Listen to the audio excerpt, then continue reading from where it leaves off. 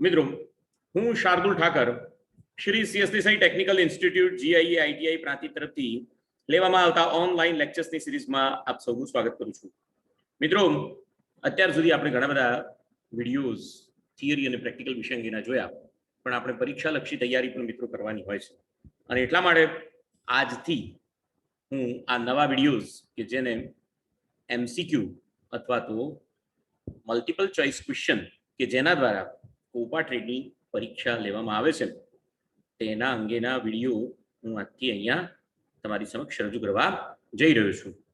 મિત્રો, સૌ પ્રથમ હું તમને એ બતાવવાનો પ્રયત્ન કરીશ કે આ જે પ્રશ્નો જે છે એ મૂળભૂત રીતે ભારત સ્કિલની જે વેબસાઇટ છે એ ભારત સ્કિલની વેબસાઇટ ઉપરથી આ બધા પ્રશ્નોનું ચયન કરવામાં આવેલું છે. એટલે અહીંયા હું તમને બતાવવાનો પ્રયત્ન કરીશ. સૌથી પહેલા ક્રોમ ખોલીશું અને એની અંદર અહીંયા ભારત સ્કિલ તમે જોઈ શકો છો. આ જે છે તે ભારત સ્કિલની વેબસાઇટ છે. વેબસાઇટનું આખું નામ છે bharatskills.gov.in. આ એનું હોમ પેજ છે કે જેની અંદર આ ભારત સ્કિલની વેબસાઇટ કોણે બનાવી છે તો ગવર્મેન્ટ ઓફ ઇન્ડિયા, કે જેના અંડરમાં ministry of skill development and entrepreneurship નો આખો વિભાગ ચાલે છે એના દ્વારા બનાવવામાં આવેલી છે.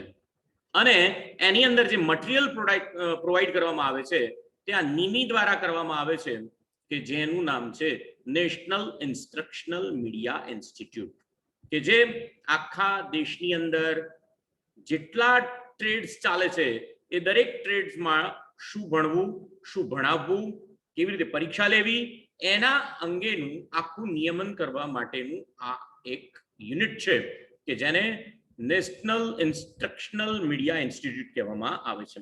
અને આ મીડિયા દ્વારા કોર્સ કન્ટેન્ટ નક્કી કરવામાં આવે, આ ઇન્સ્ટિટ્યૂટ દ્વારા પરીક્ષા લેવામાં આવે, આ ઇન્સ્ટિટ્યૂટ દ્વારા કયા વિષયની અંદર કેટલા ઊંડા ઉતરવું અને કયા કયા વિષયાંગો ભણાવવા એ બધું આના દ્વારા નક્કી કરવામાં આવે છે. એટલે આ જે નેશનલ ઇન્સ્ટિટ્યૂટ નિમી જે છે નેશનલ ઇન્સ્ટ્રક્શનલ મીડિયા ઇન્સ્ટિટ્યૂટ તેણે ભારત સ્કિલ નામની એક વેબસાઇટ બનાવી અને એની અંદર જુદા જુદા વિભાગો મૂક્યા. દાખલા તરીકે સીટીએસ તો craftsman training scheme, CITS craftsman training schemes for instructors, apprenticeship, ITI blended learning અને TOT બ્લેન્ડેડ લર્નિંગ, આ એના વિભાગો છે. એની અંદરથી તમે જે ટ્રેડ ભણો છો તે ટ્રેડ જે છે તે CTS ના અંડરમાં આવે છે, ક્રાફ્ટ ટ્રેનિંગ સ્કીમના અંડરમાં આવે છે. અને એની અંદર પણ તમે જોશો તો તમને જુદા જુદા અહીંયા કોર્સિસ પ્રાપ્ત થશે. ઇલેક્ટ્રિશિયન છે, ફિટર છે, ઇલેક્ટ્રોનિક્સ મિકેનિક છે. આપણે કોપામાં ભણીએ છીએ તો કોપામાં જઈશું અને એની અંદર એમણે આખી ક્વેશ્ચન બેંક, જો અહીંયા એને સ્ટડી મટીરિયલ પણ મૂક્યું છે, એમ્પ્લોયબિલિટી સ્કિલનું, અને અહીંયા ક્વેશ્ચન બેંક મૂકેલી છે. અને આ ક્વેશ્ચન બેંક જે છે એની અંદર જે કંઈ પણ પ્રશ્નો છે એ પ્રશ્નો તમને સમજાવવા માટે હું આ વિડીયો બનાવવા જઈ રહ્યો છું. એટલે સામાન્ય રીતે એમ જોવા જઈએ તો આ ઇન્ટ્રોડક્ટરી લેક્ચર અને સાથે સાથે પહેલું જે યુનિટ છે આપણા કોર્સ કન્ટેન્ટના કોપાના કોર્સની અંદર જે પહેલું મોડ્યુલ છે safe working practice and instruction to the computer concept, અને એના માટે જે કંઈ પણ પ્રશ્નો બનાવવામાં આવેલા છે એ પ્રશ્નો હું તમારી સામે જેને કહેવાય કે મૂકવા જઈ રહ્યો છું અને એને સમજવાનો પણ પ્રયત્ન કરીશું. સાથે સાથે એ પ્રશ્નોને આપણે એનું સોલ્યુશન શું હોઈ શકે એની પણ આપણે અહીંયા આગળ વાત કરીશું. તો અહીંયા તમે જોઈ શકો છો પહેલું મોડ્યુલ છે computer operator and programming assistant first semester, module 1 and 2, safe working practice and introduction to the computer components. એમાં લેવલ 1 ના ક્વેશ્ચન આપેલા છે. એમાં પહેલો ક્વેશ્ચન છે which is the sequence in which computer operates. Sequence એટલે એક પ્રકારની ક્રિયા કરવા માટેનો ક્રમ. એ ક્રિયા કરવા માટેનો ક્રમ કોમ્પ્યુટર માટે કયો છે અને કયા ક્રમની અંદર એ પોતે જેને કહેવાય કે અમલ કરે છે. તો એની અંદર અહીંયા તમને 4 ઓપ્શન આપેલા છે. એમાંથી આ જે બી ઓપ્શન છે ઇનપુટ, પ્રોસેસ અને આઉટપુટ એ સાચો જવાબ છે. તો પહેલો જે જવાબ છે which is the sequence in which computer operates, તો ઇનપુટ, પ્રોસેસ અને આઉટપુટ. એવી રીતે બીજો પ્રશ્ન which is the first generation purpose programmable electronics computer. એની અંદર તમને 4 ઓપ્શન આપેલા છે, ENIAC, EDVAC, EDSEC અને UNIVAC. એની અંદર જે તમને સાચો જવાબ આવશે તે છે ENIAC. ENIAC નું આખું નામ છે electronics numeric integrator and calculator. તો એની અંદર ફર્સ્ટ જનરેશનના જે કોમ્પ્યુટર્સ હતા એની અંદર પ્રોગ્રામેબલ ઇલેક્ટ્રોનિક્સ કોમ્પ્યુટરનો ઉદ્દેશ્ય જે છે એ ENIAC ની અંદર પૂરો થતો હતો. What type of device is computer? Computer કેવા પ્રકારનું સાધન છે? તો જે છે તેનો જવાબ આવશે ઇલેક્ટ્રોનિક્સ ડિવાઇસ છે. આની અંદર જે ઓપ્શન આપેલા છે એમાં બી ઓપ્શન છે. આગળનો પ્રશ્ન, who is the considered as father of computer? એની અંદર તમને જવાબ આવશે ચાર્લ્સ બેબેજ. ચાર્લ્સ બેબેજ જે છે તે કોમ્પ્યુટરના પિતા તરીકે એને આપણે ઓળખીએ છીએ. હુ ઇન્વેન્ટેડ એનાલિટિકલ એન્જિન? કોણે એનાલિટિકલ એન્જિનની શોધ કરી હતી? તો ચાર્લ્સ બેબેજ જે છે એણે એનાલિટિકલ એન્જિન જે છે એની શોધ કરી હતી. What is the main electronic component of the first generation computer? પ્રથમ પેઢીના કોમ્પ્યુટરની અંદર ઇલેક્ટ્રોનિક્સ કોમ્પોનન્ટ એવો કયો મહત્વનો હતો? એના માટે ઇન્ટિગ્રેટેડ સર્કિટ આપેલી છે, માઇક્રોપ્રોસેસર છે, ટ્રાન્ઝિસ્ટર છે અને વેક્યુમ ટ્યુબ છે. તો એની અંદર વેક્યુમ ટ્યુબ જે છે એ સાચો જવાબ આવશે કે ફર્સ્ટ પેઢીના કોમ્પ્યુટર્સની અંદર આ વેક્યુમ ટ્યુબ એ સૌથી અગત્યનો ઇલેક્ટ્રોનિક્સ કોમ્પોનન્ટ હતો. લેવલ 2 ના પ્રશ્નો. તો અહીંયા how does the parallel port transfer a byte?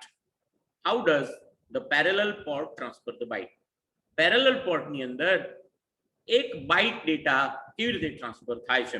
તો એનો જવાબ આવશે 8 બીટ ડેટા તમારું ટ્રાન્સફર થશે. Bit by bit, 2 bit at a time, 4 bit at a time અને 8 બીટ્સ એટ અ ટાઈમ તમારા ટ્રાન્સફર થશે પેરેલલ પોર્ટની અંદર. બીજો પ્રશ્ન, which is the internal power supply units of the CPU? CPU નું ઇન્ટરનલ પાવર સપ્લાય કે જેની અંદરથી પાવર CPU સુધી પહોંચે છે એવું યુનિટ કયું છે? તો એને કહેવામાં આવશે SMPS, switch mode power supply, કે જે તમારા કેબિનેટ સાથે ફિટ થયેલું હોય છે. અને એની અંદરથી પાવર સપ્લાય મધરબોર્ડમાં અને મધરબોર્ડ થ્રુ તમારા CPU ની અંદર અથવા તો CPU ને પાવર સપ્લાય SMPS દ્વારા પહોંચાડવામાં આવશે. What is the purpose? ત્રીજો પ્રશ્ન, what is the purpose of expansion slot in the motherboard? Expansion slot નો ઉપયોગ મધરબોર્ડની અંદર શું છે? તો એની અંદર તમને જવાબ મળશે to insert. જો અહીંયા 4 ઓપ્શન આવે, to insert the RAM, to insert the mouse, to insert the keyboard. એ જો RAM, mouse અને keyboard એ તો પોર્ટ ઉપર ઇન્સર્ટ કરવામાં આવે અને એ જે છે એ સાચો જવાબ નથી. તો ચોથો જવાબ એટલે ડી જે છે અહીંયા સાચો જવાબ છે to insert the additional peripherals. વધારાના સાધનોને જોડવા માટે આનો ઉપયોગ કરવામાં આવે છે. ચોથું, what is the purpose of the memory unit in a computer? Memory યુનિટનો ઉપયોગ કોમ્પ્યુટરમાં શું છે અથવા તો એનો હેતુ શું છે મેમરી યુનિટનો? તો મેમરી યુનિટનો હેતુ ડેટાને પ્રોસેસ કરવાનો, display data, accept data, stores data. Memory unit, what is the purpose of memory unit in the computer? તો મેમરી યુનિટનો ઉપયોગ કોમ્પ્યુટરની અંદર આવશે સ્ટોર કરવા માટે, ડેટાને સ્ટોર કરવા માટેનો ઉપયોગ છે. How many pins are there in DIMM? આ એક પ્રકારની રેમ છે, આની અંદર કેટલી પિન્સ આવેલી હોય છે? તો એની અંદર જે છે એ 168 પિન્સનો બંચ છે. અહીંયા તમને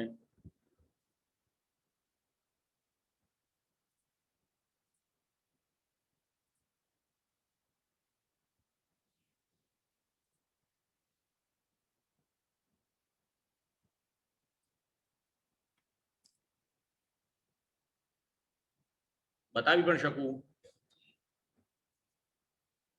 DIMM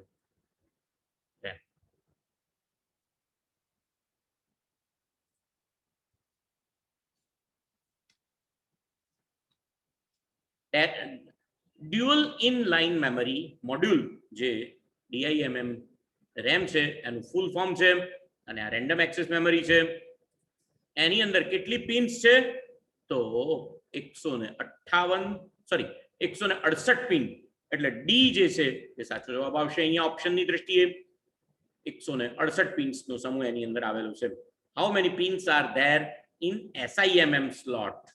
SIMM સ્લોટની અંદર કેટલી પિન્સનો સમૂહ છે? તો SIMM RAM જે છે એની અંદર 32 થી 72 પિન્સનો સમૂહ એની અંદર હોય છે.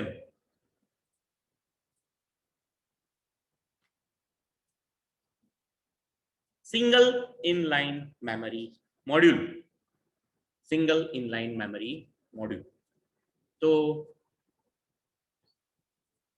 તો મિત્રો આ જે છે તે પહેલા અને બીજા મોડ્યુલમાં safe working practice and introduction to computer component એના પ્રશ્નો અહીંયા આગળ મેં સોલ્વ કરવાનો પ્રયત્ન કર્યો છે. ત્રીજું યુનિટ છે વિન્ડોઝ ઓપરેટિંગ સિસ્ટમ. મિત્રો વિન્ડોઝ ઓપરેટિંગ સિસ્ટમ આપણે ભણી ગયા છીએ. વિન્ડોઝ ઓપરેટિંગ સિસ્ટમ એ આપણા માટે જેને કહેવાય કે ખૂબ જ પાયાની અને ખૂબ જ અગત્યની ઓપરેટિંગ સિસ્ટમ છે. પહેલો પ્રશ્ન આપેલો છે, which one is an example operating system for operating system?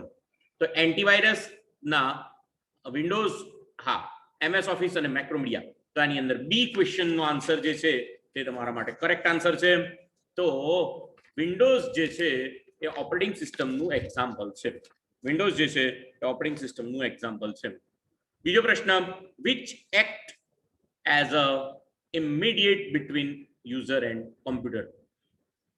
User અને કોમ્પ્યુટરની વચ્ચે કઈ બાબત એવી છે કે જે ખૂબ જ એટલે કે તરત જ અમલમાં લાવવામાં આવે છે? તો macros, antivirus, MS office and operating system. which act as a intermediate between a user and a computer? એવી કઈ બાબત છે અથવા એવું શું છે કે જે યુઝર અને કોમ્પ્યુટર વચ્ચે એક માધ્યમ તરીકે કાર્ય કરે છે? તો એ ઓપરેટિંગ સિસ્ટમ છે. તો તમારો જવાબ આવશે D. What is the function of operating system? Operating સિસ્ટમનું કાર્ય શું છે? તો calculation, word processing, drawing objects, process and memory management. તો આની અંદર જવાબ આવશે D. Process and memory management જે છે એ ઓપરેટિંગ સિસ્ટમનું અગત્યનું કાર્ય છે. Where does the minimized application reside in Windows? Where does the minimized application, તમે કોઈ એપ્લિકેશનને મિનિમાઇઝ કરો તો એ ક્યાં જતી રહે છે? તો એ જે છે તે ટાસ્ક બારમાં જતી રહે છે. એટલે સાચો જવાબ આવશે ટાસ્ક બાર. લેવલ 2 ના question, which tool in control panel is used to adjust your computer setting to control computer with voice command? which tool, એવું કયું ટૂલ છે શેમાં? કંટ્રોલ પેનલમાં. is used કે જે ઉપયોગમાં લેવામાં આવે છે to adjust કે એડજસ્ટ કરવા માટે શેને?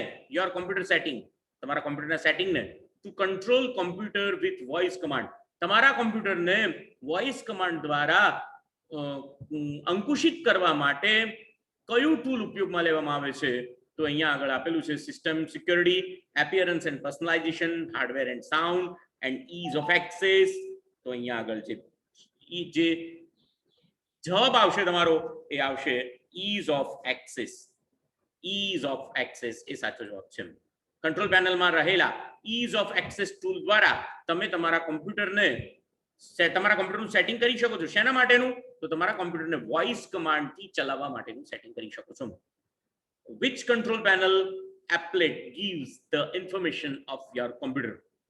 કઈ કંટ્રોલ પેનલની કઈ એપ્લેટ એવી છે કે જે તમારા કોમ્પ્યુટર અંગેની માહિતી પૂરી પાડે છે? તો એની અંદર તમને ચાર ઓપ્શન છે: system security, hardware and sound, programs, appearance and personalization. એની અંદર જવાબ આવશે સિસ્ટમ સિક્યોરિટી. સિસ્ટમ સિક્યોરિટી એ તમને એવી એપ્લેટ્સ તમારી પૂરી પાડે છે કે જે તમારા કોમ્પ્યુટર અંગેની, જો માય કોમ્પ્યુટર પર રાઈટ ક્લિક કરી અને એની મેનેજમાં જાઓ અથવા પ્રોપર્ટીમાં જાઓ તો તમને આ એપ્લેટ જોવા મળશે. એપ્લેટ એટલે એક પ્રકારનું પેજ કે જેની અંદર બધું લખેલું હોય કે જેમાં સિસ્ટમની ઇન્ફોર્મેશન લખેલી હોય. Vote is the extension of applet files in control panel? Control પેનલની અંદર એપ્લેટ ફાઇલ જે છે એનું એક્સટેન્શન શું હોય છે? તો અહીંયા તમારો સાચો જવાબ આવશે b.cpl. cpl જે છે એ કંટ્રોલ પેનલ એપ્લેટ્સ માટેનું એક્સટેન્શન હોય છે. Okay, which shortcut key is used to copy and paste the file folder? કયો શોર્ટકટ ઉપયોગમાં લેવામાં આવે છે કોપી અને પેસ્ટ કરવા માટે? શેને? તો ફોલ્ડરને. તો કોપી અને પેસ્ટ કરો, બરોબર, ધ્યાન આપજો. કોપી અને પેસ્ટ કરવા માટે કીધેલું છે એટલે સાચો જવાબ આવશે ડી, કંટ્રોલ સી અને કંટ્રોલ વી. જો તમને કટ એન્ડ પેસ્ટ કરવાનું કીધેલું હોત તો control X and control V એવો તમારો જવાબ આવે. Which shortcut key is use to refresh the Windows desktop? Windows ડેસ્કટોપને રિફ્રેશ કરવા માટે કઈ કીનો ઉપયોગ થાય છે? F5 કીનો ઉપયોગ થશે. તો સાચો જવાબ આવશે તમારો F5. એ રીતે which is the order of files and directories in Windows Explorer? Which is the order of files and directories in Windows Explorer? Windows Explorer ની અંદર ફાઇલ્સ અને ડિરેક્ટરીને દર્શાવવા માટે કયા ક્રમનો ઉપયોગ કરવામાં આવે છે? તો એના માટે સાચો જવાબ આવશે હાયરાર્કી, સી. હાયરાર્કિયલી એને ગોઠવવામાં આવે છે. Where does the pinned application stay in the Windows OS? Windows OS pinned application, કોઈ એપ્લિકેશનને તમારે વારંવાર ઉપયોગમાં લેવાની હોય તો તમે એને પિન કરો તો એ ક્યાં આગળ આવી જાય છે? તો એ જે એપ્લિકેશન છે તે ટાસ્ક બારમાં તમને દેખાશે. અહીંયા સાચો જવાબ આવશે ડી, ટાસ્ક બાર. વિન્ડોઝ ઓપરેટિંગ સિસ્ટમમાં પિન્ડ કરેલી એપ્લિકેશન જે છે તે ટાસ્ક બારમાં દેખાશે. થોડા પ્રશ્નો બીજા પણ અહીંયા આપેલા છે. તો અહીંયા what step should be taken if Windows not updated automatically? જો તમારી વિન્ડોઝ ઓપરેટિંગ સિસ્ટમ આપમેળે અપડેટ ન થતી હોય તો એને તમારે અપડેટ કરવા માટે કયા સ્ટેપ્સ તમારે અનુસરવા પડશે? તેમાં start control panel setting, add programs, enable automatic update.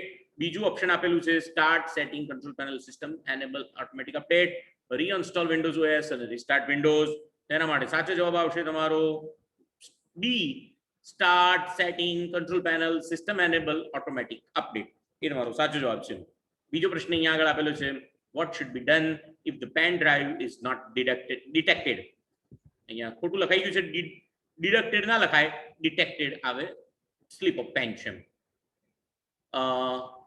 what should be done, શું કરવું જોઈએ જો તમારી પેન ડ્રાઈવ તમને ડિટેક્ટ થતી ન હોય તો શું કરવું જોઈએ? તેના માટે ચાર ઓપ્શન આપેલા છે. Device manager, right click on the USB root hub, disable device. બીજું ઓપ્શન આપેલું છે device manager, right click on the root hub and enable device. ત્રીજું ઓપ્શન આપેલું છે device manager, right click on the root hub, scan for hardware changes. અને ચોથું option આપેલું છે device manager, right click on USB root hub, update drives. તો સાચો જવાબ આવશે બી. અહીંયા સાચો જવાબ આવશે B, device manager, right click on the USB root hub and enable device. Device જો ડિસેબલ થયેલું હોય તો એનેબલ કરીએ એટલે તમને એ પેન ડ્રાઈવ જે છે અથવા USB ડિવાઇસ જે છે એ ડિટેક્ટ થઈ જાય. તો મિત્રો આ 3 મોડ્યુલ વિશે અહીંયા જે કંઈ પણ ક્વેશ્ચન્સ આપેલા હતા એને મેં જોવાનો અથવા તમને સમજાવવાનો પ્રયત્ન કર્યો છે. ચોથા મોડ્યુલ અને આગળના મોડ્યુલ વિશે આપણે હવે પછીના લેક્ચર્સમાં વાત કરીશું. ત્યાં સુધી જ આપશો, સ્વસ્થ રહેજો.